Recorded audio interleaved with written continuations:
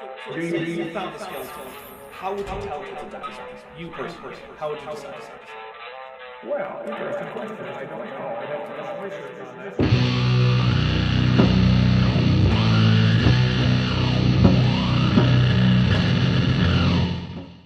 Hey there YouTube, the Dapper Dinosaur here, back for the third and final installment of this trilogy, all about Spirit and Science's take on alien conspiracies.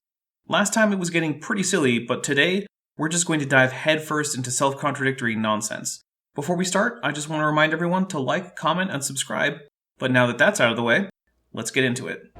He argues that human sacrifice to the gods in the ancient world was actually for the reptilians' benefit, especially the sacrifice of children, because he tells us that, at the moment of death by sacrifice, a form of adrenaline surges through the body, accumulating at the base of the brain, and is apparently more potent in children, something that is today reminiscent of adrenochrome.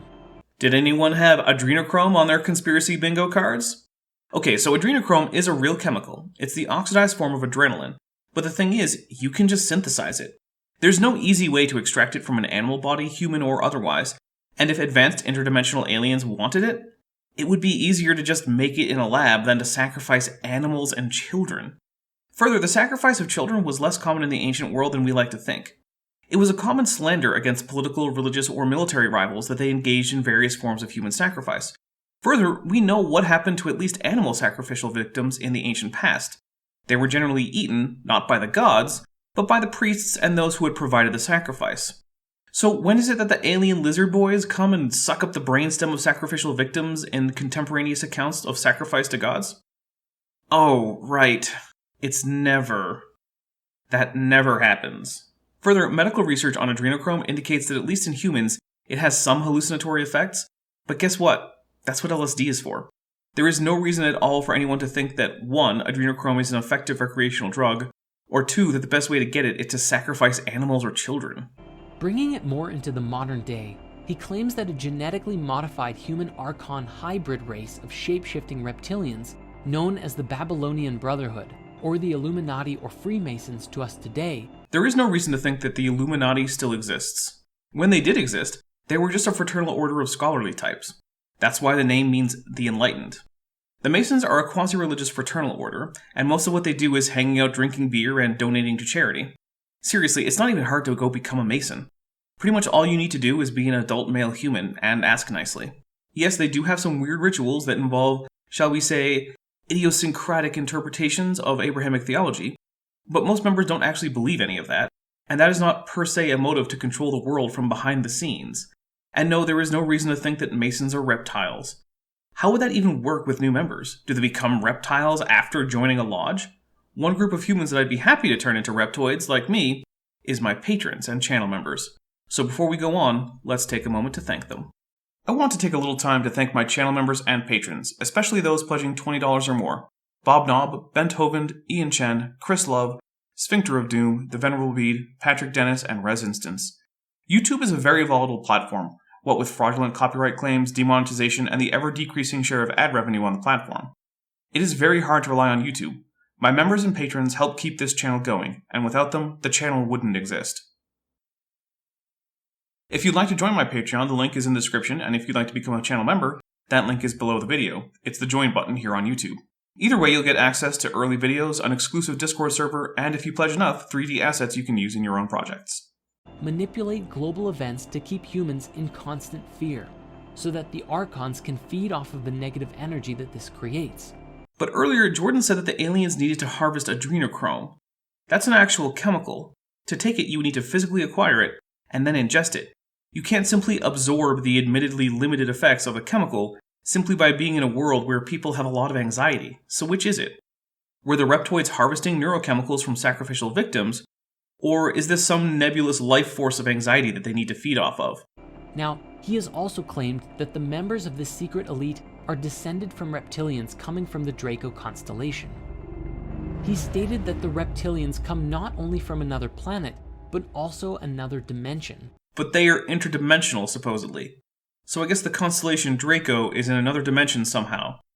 Does every constellation get its own dimension? That'd be strange, since constellations are just arbitrary and culturally dependent collections of stars.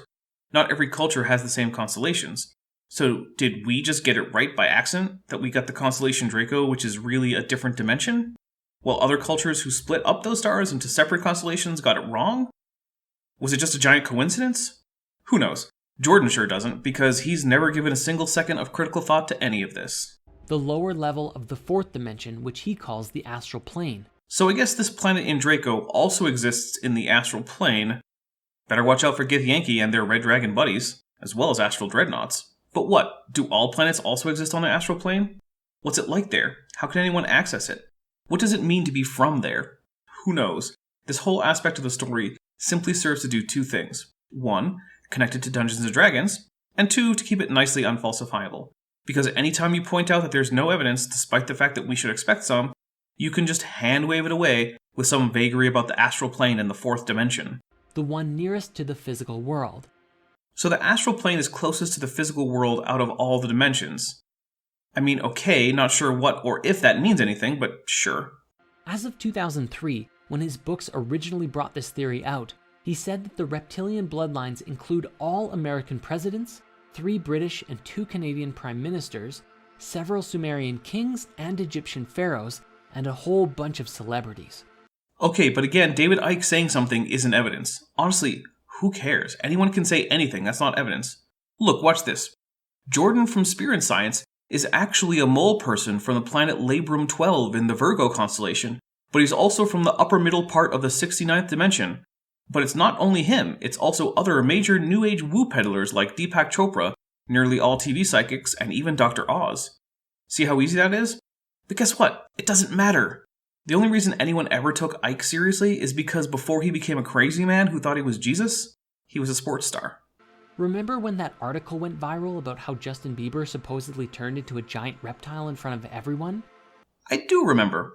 And guess what? It was an artifact of video compression. You see, video feeds would take up way too much data if what was transmitted was actually a separate image for every frame. Instead, every so often the video is sampled for color information. Then information about how the color moves is recorded. The computer at the other end then moves the color around to interpolate between the sampled frames with actual color data. This isn't foolproof, and can cause noticeable artifacts, especially in high contrast areas. Guess which part of a human face has some of the highest contrast, and which humans pay the most attention to? That's right, it's the eyes, specifically the pupils and their surroundings. So when a video compression artifact arises in someone's face, there's a pretty good chance it'll be around their pupils and it will distort them, making them look misshapen. Or, if you are conspiracy-minded, reptilian. So it's up to the conspiracy theorists to explain why this isn't video compression artifacts, even though it's exactly the kind of thing you'd expect, given modern video tech. Some of the most prominent bloodlines are said to include the Rockefellers, Rothschilds, various wealthy European families, and established families of the eastern United States, and the British royal family. This just in, people don't like and are suspicious of old wealth families and are willing to believe weird things about them if it confirms their biases against them. That's all this is. This group is widely disliked, so Icke can make up nonsense about them and people will buy it. In fact, he said in numerous interviews that he saw former British Prime Minister Ted Heath's eyes turn entirely jet black while the two men waited for a Sky News interview in 1989. But he also said he was the son of God and that turquoise opened you up to God energy. David Icke isn't exactly someone whose personal testimony should carry lots of weight. Ultimately, the global elite make up the top of the pyramid for the reptilians in modern day, all with the intention to keep us sedated and trapped in this reality without gaining a higher knowledge. Or maybe they're just self-interested and out of touch with a dash of amorality. Really, is that not enough to explain their behavior on the world stage? Why do we need to add to this perfectly ordinary and sufficient explanation that they're also extra-dimensional, extraterrestrial, psychic, but also physical brain vampires who also happen to look like ordinary people, except once in a while when digital cameras are on them? It's like Jordon and Icke looked at Occam's razor and thought, nah, what if we do just needlessly multiply entities? Sounds more fun. At the top of the global elite are what Icke has referred to as the prison wardens, who oversee us in what is, to them, just a prison world. Along with the New World Order, their main goal is apparently to create a microchipped population, a one-world government, and a global Orwellian fascist state, a brave new world, which he claims will be a post-truth era where freedom of speech is denied. Well, they're doing a really poor job. The world is not noticeably closer to having a single government than at any point in the last 100 years or so. And haven't these advanced aliens supposedly been here from the Bronze Age? You'd think that if they'd wanted a one-world government of oppression, they'd have done it back when most governments were pretty oppressive, and no one had the technology to even spread information, never mind resist. Plus, weren't they thought of as gods at the time, not just rich bankers? See, none of this makes sense even on its own terms. And how are they planning to do this, you might ask? Well, if Icke is to be believed, Which he's not, but I'm gonna let you finish. then the Brotherhood either created or controls everything.